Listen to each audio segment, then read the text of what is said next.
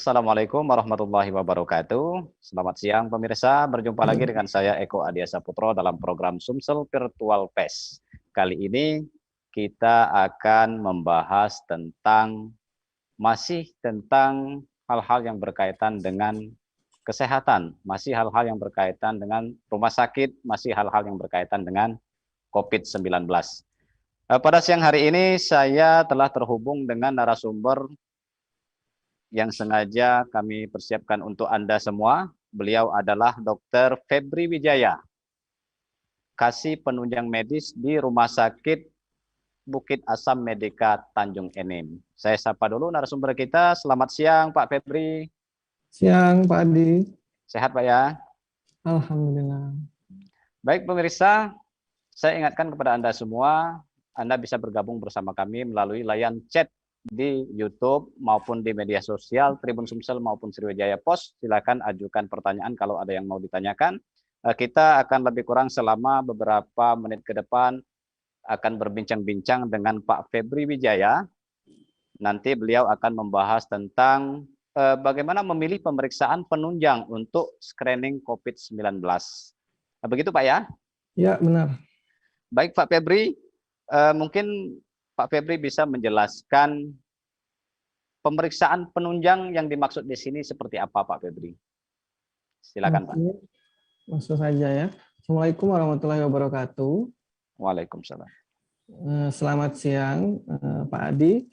Baiklah, siang hari ini saya akan memberikan perbincangan ya mengenai pemeriksaan penunjang COVID-19. Sebelumnya saya perkenalkan dulu, saya Dr. Febri dari Rumah Sakit Bukit Asam, kasih penunjang medis. Berhubung saya ini dari bagian penunjang medis, maka kita siang ini akan membahas tentang pemeriksaan penunjang yang ada di laboratorium. Baik. Jadi untuk pemeriksaan COVID-19 ini sebenarnya banyak modalitas yang digunakan untuk mendeteksi COVID ya. Tapi dalam hal ini kita akan fokus pada 3 pemeriksaan lab berupa PCR, rapid antigen, dan rapid antibody. Untuk 3 pemeriksaan ini sebenarnya teman-teman sudah hampir semuanya sering dengar ya, pemeriksaan PCR, antibody, antigen. Cuman walaupun sudah sering dengar, masih banyak masyarakat yang kalau disuruh periksa atau dijelaskan hasil pemeriksaan masih bingung. Yang mana sih yang harus kita periksa ketika kita mengalami COVID gitu. Jadi untuk dasarnya itu kenapa kita harus membahas ini, karena tren saat ini COVID itu kan jumlahnya katanya menurun ya, tetapi orang yang melakukan pemeriksaan pun berkurang. Nah ini karena hal inilah menjadi concern kita, apakah memang penurunan jumlah COVID itu diikutin jumlah pemeriksaan yang meningkat atau memang yang periksa itu sedikit gitu. Karena pada beberapa minggu terakhir, bulan kemarin dan bulan ini ya, dari Dinkes Muara ini, kemudian dari Dirjen Pelayanan Kesehatan Kementerian Kesehatan kita, Republik Indonesia itu, sudah mengeluarkan beberapa edaran yang menurunkan harga PCR dan antigen. Jadi seharusnya masyarakat umum itu udah nggak usah takut lagi untuk melakukan pemeriksaan penunjang di rumah sakit, terutama di daerah Tanjung Enim ya, karena sudah turun harga, jadi sudah mampu untuk dilakukan pemeriksaan. Nah, kita mulai saja dari pemeriksaan PCR ya. Tes PCR itu dari kepanjangannya itu adalah polymerization chain reaction. Jadi dari istilahnya aja udah menjelaskan bahwa pemeriksaan yang mendeteksi suatu DNA, materi genetik dari suatu benda asing, bisa virus, bisa bakteri, dalam hal ini ya virus corona ya. Dengan dilakukan pemeriksaan PCR, nanti materi genetik DNA ataupun RNA, kalau untuk virus corona itu RNA ya, akan diduplikasi, diamplifikasi, diperbanyak, kemudian dideteksi oleh alat, sehingga kita bisa mengetahui jumlah virus yang ada di dalam tubuh pasien. Itu untuk pemeriksaan PCR. Sampai saat ini untuk pemeriksaan PCR itu sendiri masih menjadi gold standar berdasarkan WHO ya. Kemudian ada juga rapid. Nah, di sini ada 2, rapid antigen dan antibody. kalau dulu waktu masa-masa pandemi di awal tahun 2020 ya, akhir 2019 itu kita masih sering melakukan pemeriksaan antibodi ya. Cuman sudah ke arah sini antibodi itu sudah jarang didengar. Tapi sebenarnya untuk pemeriksaan antibodi itu masih bisa dilakukan pemeriksaan, masih ada tempatnya, begitu Mas. Jadi untuk pemeriksaan rapid itu ada namanya antigen dan antibodi. Namanya aja rapid ya, rapid berarti cepat, bukan seperti PCR yang harus menunggu bisa sampai 1 hari ya. Kalau untuk rapid itu kan bisa menunggu sekitar 15 menit kurang lebih untuk antigen dan PCR. Perbedaannya ya di sampel pemeriksaan ya, ketika kita lakukan swab dengan pemeriksaan antigen, alat yang digunakan itu akan mendeteksi antigen atau benda asing ya berupa virus corona dalam hal ini ya, untuk melihat apakah ada virus atau tidak dalam jumlah tertentu. Jadi kekurangannya dibandingkan PCR yang tadi kalau PCR itu akan memperbanyak materi genetiknya, sedangkan antigen itu hanya mendeteksi ada atau tidak. Maka dari itu antigen hanya bisa berlaku hanya beberapa hari, bisa paling lama 1 minggu ya untuk kondisi akut pasien. Sedangkan kalau pemeriksaan rapid antibody itu yang dideteksi itu sistem kekebalan tubuh. Antibodi itu timbul ketika antigen virus bertemu dengan sistem kekebalan tubuh. Makanya untuk pemeriksaan antibodi itu lebih baik diperiksa setelah 1 minggu. Karena kadang-kadang kita sudah terpapar virus tapi belum terdeteksi antibodinya, sehingga hasilnya negatif. Nah, untuk sampai saat ini ya antibodi memang masih bisa dipakai. Nah, nanti saya akan jelaskan untuk pemeriksaan antibodi itu yang seperti apa pada saat sekarang ini ya, karena kita paling sering kan mendengar pemeriksaan PCR maupun antigen. Antibodi hampir jarang sekali didengar ya. Begitu Mas. Kira-kira ada yang mau ditanyakan terkait 3 pemeriksaan ini dulu? Baik Pak Febri, tadi Pak Febri sempat bilang bahwa kabar yang kita terima adalah jumlah kasus positif menurun, tapi pemeriksaan justru berkurang. Iya, Yang memeriksakan gitu, Pak Febri ya. Nah, untuk di yang rumah datang ke rumah sakit itu jumlahnya berkurang. ya, untuk di Rumah Sakit Bukit Asam Medika sendiri bagaimana kondisinya, Pak Febri? Kalau kondisi saat ini ya, jumlah pasien yang dirawat inap dengan diagnosa COVID itu memang cenderung menurun ya. Kemudian jumlah yang melakukan pemeriksaan PCR dan antigen juga tidak sebanyak pada gelombang kedua kemarin saat serangan ya, sudah berkurang. Sehingga ya kelihatan memang menurun jumlahnya. Baik. Lain halnya kalau misalkan orang-orang berbondong-bondong melakukan screening nih, ternyata hasilnya tetap negatif. Berarti kan kita memang menggambarkan pasien-pasien itu memang banyak yang sudah negatif. Sekarang itu datanya memang berkurang karena pemeriksaan memang sedikit. Begitu, Mas. Baik. Tadi Pak Febri juga sempat menjelaskan tentang rapid antibody, Pak Febri ya. Sejauh ini memang kita lihat bahwa sudah jarang sekali, bahkan sudah jarang terdengar ada orang melakukan pemeriksaan antibody. Lebih banyak kepada ketika ada keperluan ataukah screening tertentu juga menggunakan rapid antigen. Nah, antibody ini sendiri apakah memang masih diperlukan untuk saat ini, Pak Febri? Ya, jadi pertanyaannya mungkin sudah kita masuk ke ini ya, ke dalam kapan sih kita melakukan pemeriksaan PCR, kapan kita melakukan antigen, kapan kita melakukan antibody ya. Jadi untuk saya jawab yang PCR dan antigen dulu ya sebelum kita masuk ke antibody. Jadi untuk pemeriksaan COVID-19 ini yang pasti kita lihat adalah indikasi ya, indikasi atau kebutuhan pasien itu. Dalam ranah diagnostik klinisi seorang dokter, otomatis kita harus melakukan PCR ya Pak, melakukan PCR untuk menegakkan pasien itu COVID atau bukan.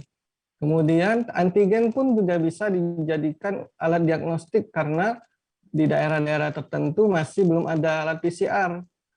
Sekarang PCR itu sering dipakai karena memang di kota-kota besar sudah banyak rumah sakit yang punya lab PCR ya. Kemudian untuk antibody itu dokter masih menggunakan sebagai follow up sebagai monitoring pasien. Nah, jadi kalau misalnya untuk pasien-pasien screening ya, pasien screening untuk perjalanan, misalnya kita nih mau pergi keluar kota atau ada kontak erat dengan pasien yang positif atau kena tracing, antigen masih bisa digunakan. Tapi kalau untuk follow up, untuk evaluasi pasca vaksinasi misalnya, atau untuk pemberian donor plasma convalescence ya, nah itu digunakan pemeriksaan antibodi. Antibodi yang sekarang kita gunakan itu ya seharusnya sudah menggunakan titer ya, kuantitatif. Jadi untuk pemeriksaan antibodi itu pada saat awal pandemik, kita itu pemeriksaannya kualitatif, cuma bisa tahu positif atau negatif saja, Mas Adi. Nah sekarang karena sudah maju ya, mulai teknologi, sudah ada alat yang sudah mendeteksi titer antibodi. Jadi kita sudah bisa melihat kadar antibodi dalam darah pasien.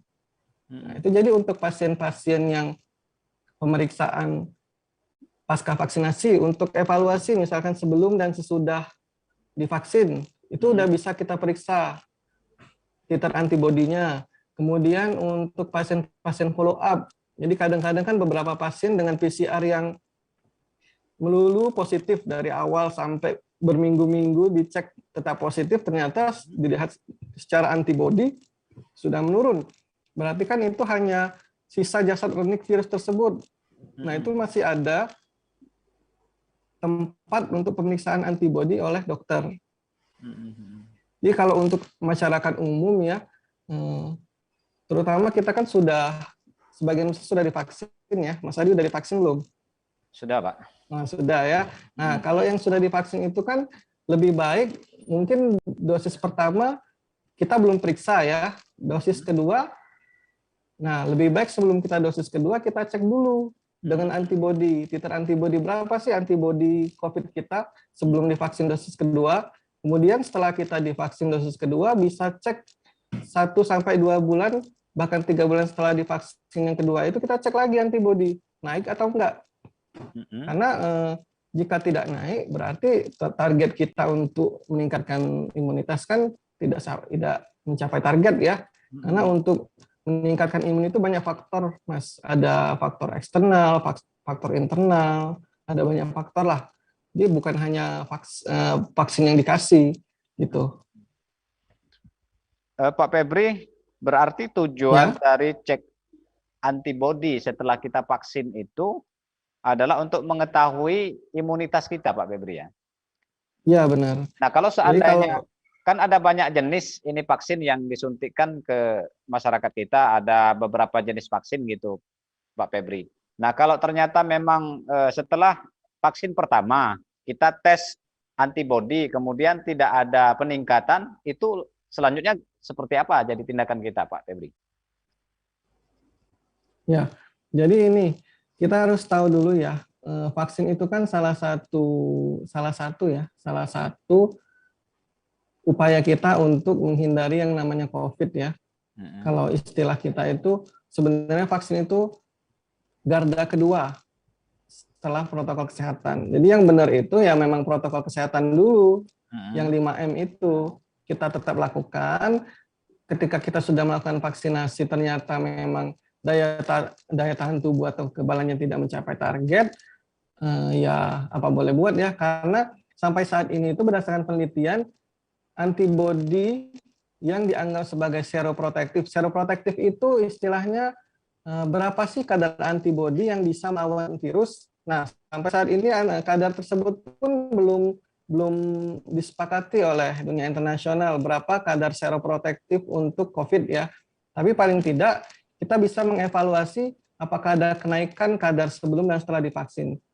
Jikapun memang tidak naik kadarnya, ya kita yang penting sudah usaha ya Mas ya.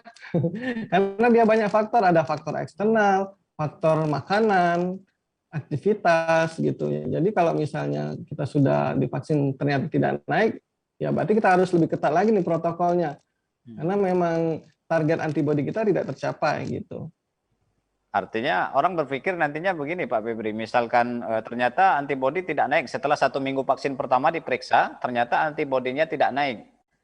Lalu apakah vaksin kedua masih tetap harus dilanjutkan ataukah lebih baik pilih alternatif lain gitu? Tetap Mas, jadi kita kan usaha, namanya usaha kan kita yang penting berdoa ya. Kalau misalnya kita usaha aja masih nggak naik, apalagi nggak divaksin. Kalau penelitian memang misalnya ya, penelitian menyatakan kalau pasien sudah kena COVID, itu antibodinya jauh lebih tinggi dibandingkan pasien yang divaksin.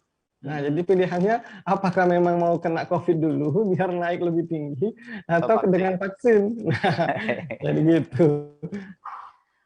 Baik Pak Febri, kalau kita bicara tentang antigen nih Pak Febri. Untuk di rumah sakit BAM sendiri, apakah sejauh ini cukup banyak yang melakukan tes antigen selain PCR tadi? Karena antigen ini kan ada banyak keperluan orang, ada untuk tujuan sehat semata-mata, ada juga untuk apalagi sekarang ini kan musimnya penerimaan CPNS gitu Pak Febri. Oh iya benar. Ya, untuk antigen tadi sudah saya jelasin ya. Dalam pemeriksaan antigen itu bisa digunakan diagnostik, bisa digunakan untuk konfirmasi ya. Jadi kalau berdasarkan edaran peraturan Kementerian Kesehatan yang terbaru ya, untuk wilayah-wilayah kategori B dan C itu masih ada tempatnya untuk dilakukan antigen. Jadi kayak wilayah di pedesaan ya yang tidak ada PCR itu termasuk kategori B. Pasien-pasien yang terindikasi untuk dilakukan pemeriksaan, misalnya bergejala, ada demam, batuk, pilek, sakit tenggorokan, sesak napas, atau punya gejala gangguan pencernaan, walaupun jarang ya pada pasien COVID, itu bisa kita cek antigen dulu. Jika memang sudah dicek antigen ternyata negatif, kalau memang wilayah itu termasuk kategori B, bisa dikonfirmasi di hari kelima. Jadi pemeriksaan keduanya itu tetap dengan antigen. Untuk kategori C, untuk kategori C. Untuk kategori B, kalau misalnya hasilnya negatif di awal, ternyata masih belum yakin, kita harus melakukan PCR. Jadi setelah di antigen, kan langsung keluar tuh hasilnya negatif misalnya. Nah itu langsung kita lakukan pemeriksaan PCR dan kita kirim ke daerah yang ada alat pemeriksaannya. Nah, jadi untuk antigen itu masih ada tempat kita bisa menegakkan diagnosa dengan antigen. Untuk keperluannya banyak ya, macam-macam, bisa untuk naik pesawat ya. Karena ada beberapa bandara itu minta PCR, nggak mau antigen dia. Ada juga untuk sekedar screening, misalkan masuk wilayah kerja, terutama di daerah Tanjung Enim ini kan banyak perusahaan ya. Jadi mereka sebelum masuk ke lokasi tambang, dari liburan, entah mungkin libur tetap di Tanjung atau mungkin dari luar kota, mereka harus diwajibkan untuk pemeriksaan antigen, untuk screening. Ya bisa juga untuk tracing yang tadi, kalau memang dia di wilayah kategori B dan C bisa digunakan untuk antigen. Tapi kalau dia di wilayah A, tracing itu ya lebih baik langsung PCR. Itu Mas. Baik, Pak Febri, ada juga yang bertanya begini. Selama ini yang sering juga kita dengar bahwa ketika ada muncul gejala seseorang, mengalami gejala-gejala tertentu yang menunjukkan bahwa dia itu ada kemungkinan kena COVID, lantas tes antigen. Yep. Nah, hasilnya bisa positif, bisa negatif.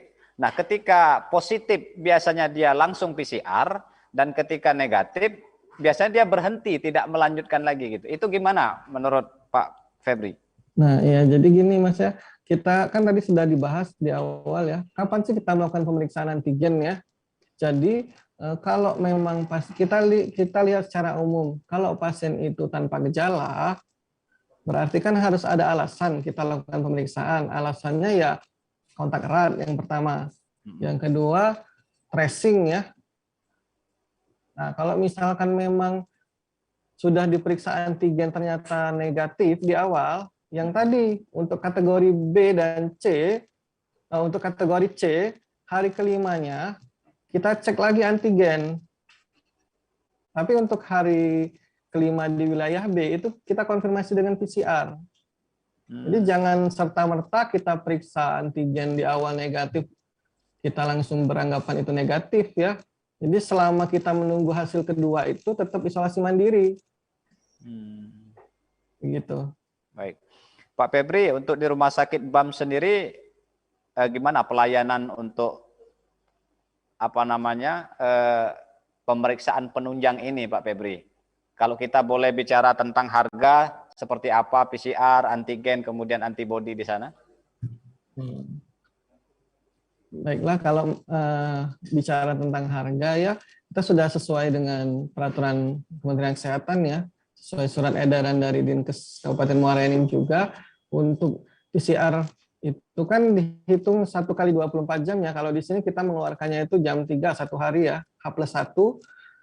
Harganya itu 525.000 untuk PCR. Kemudian untuk antigen harganya itu sekitar 100.000 ya. Karena edaran dari Dinkes itu kan 105.000 maksimal ya. Dari kita antigennya itu 100.000. Di sini ada pemeriksaan antigen nasal dan nasofaring ya. Kalau pemeriksaan antigen nasal itu lebih nyaman, enggak terlalu sakit karena di bagian luar aja. Kalau nasofaring itu sampai ke dalam.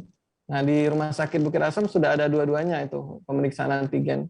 Untuk antibodi, kalau cuman untuk positif negatif tidak tahu nilainya, untuk kualitatif ya, antibodi 150.000.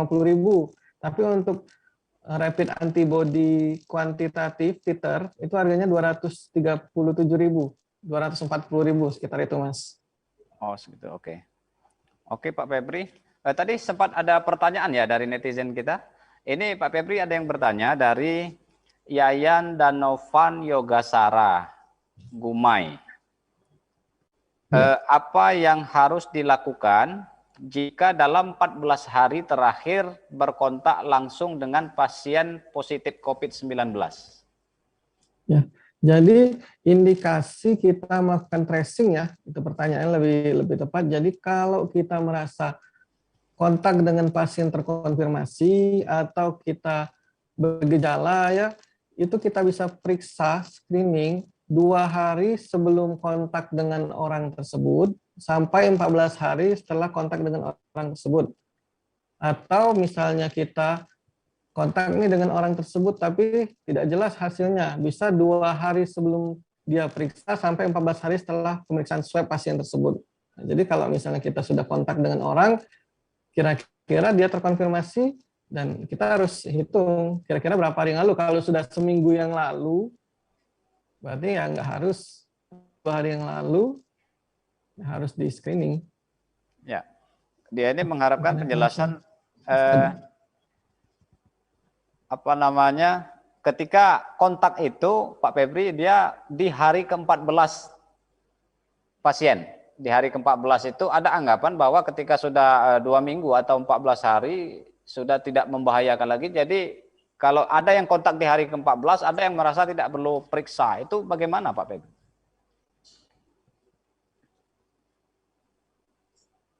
Oh, maksudnya ini kontak dengan pasien yang sudah isolasi 14 hari gitu. Ya, di hari ke-14-nya dia kontaknya.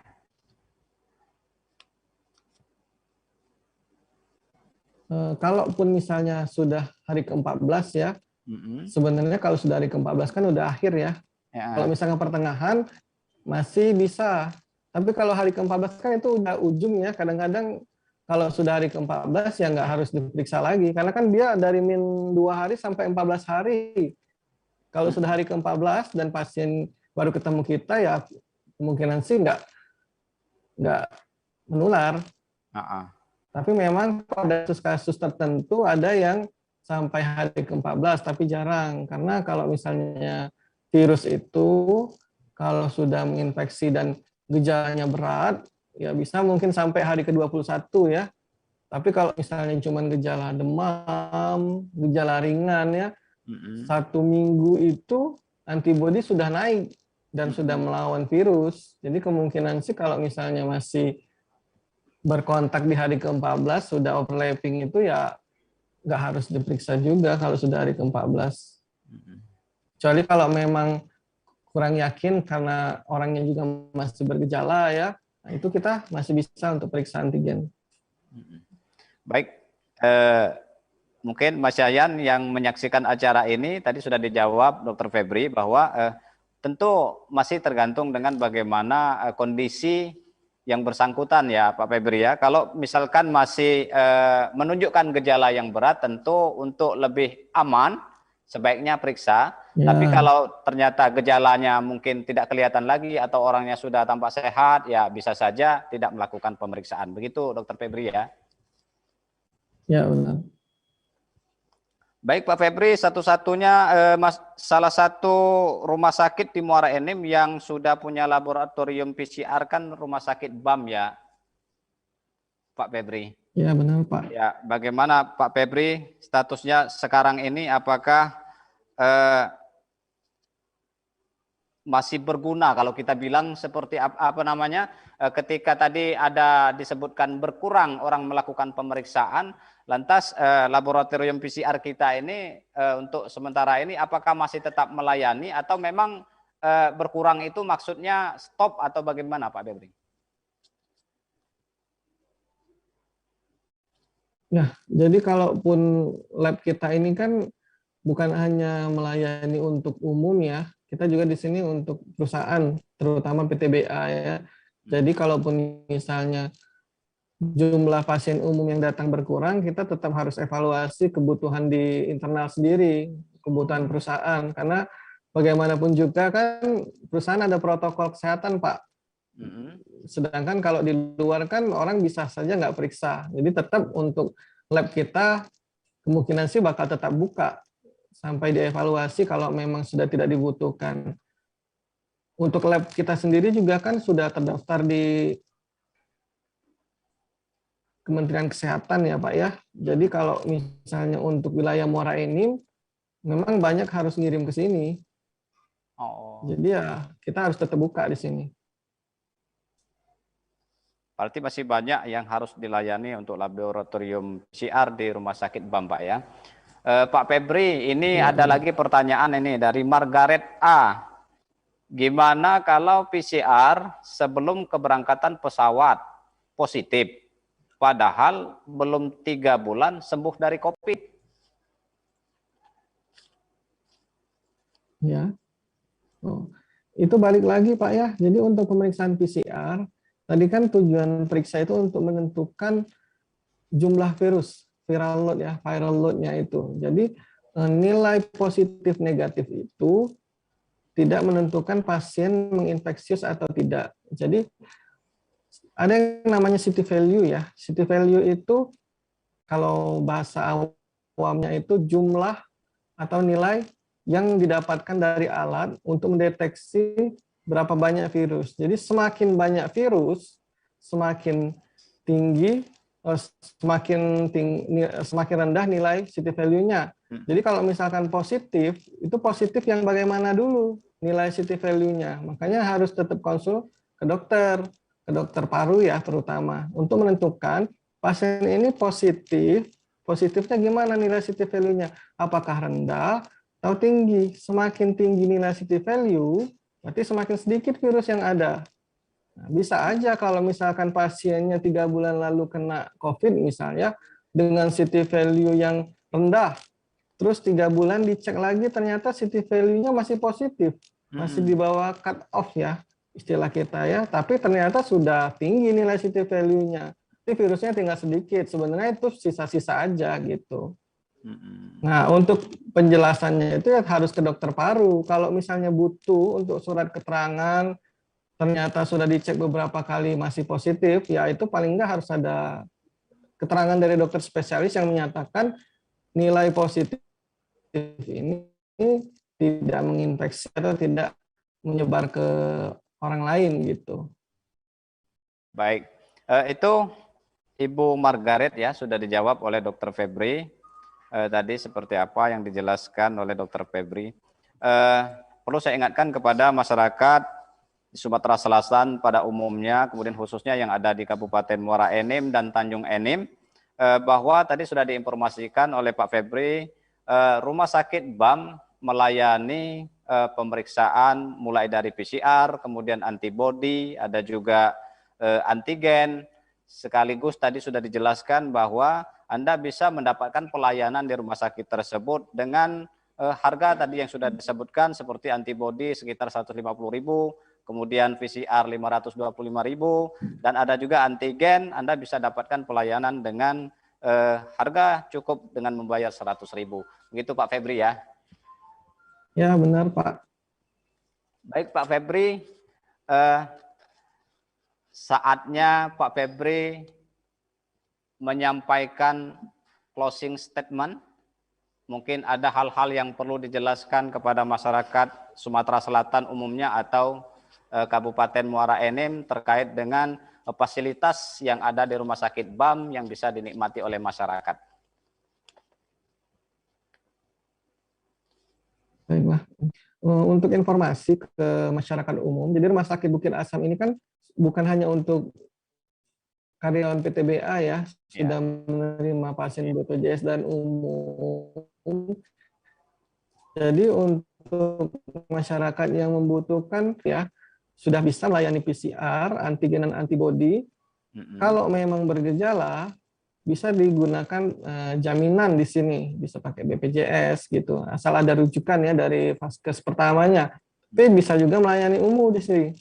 Jadi karena harganya sudah turun, jadi nggak usah khawatir kalau kayak yang di awal dulu kan sampai jutaan ya, jadi orang takut untuk periksa. Nah sekarang kan harga udah turun, jadi harusnya udah bisa untuk screening. Karena walaupun kita sudah beberapa bulan ini turun ya, kita harus tetap waspada, gitu Mas. Baik, itu tadi pemirsa seperti yang diharapkan oleh Dr. Febri kepada kita semua bahwa meskipun kasus COVID kelihatannya turun, tapi kita tetap harus waspada. Screening tetap harus dilakukan seandainya memang diperlukan, dan rumah sakit BAM bisa menjadi rujukan Anda untuk melakukan pemeriksaan.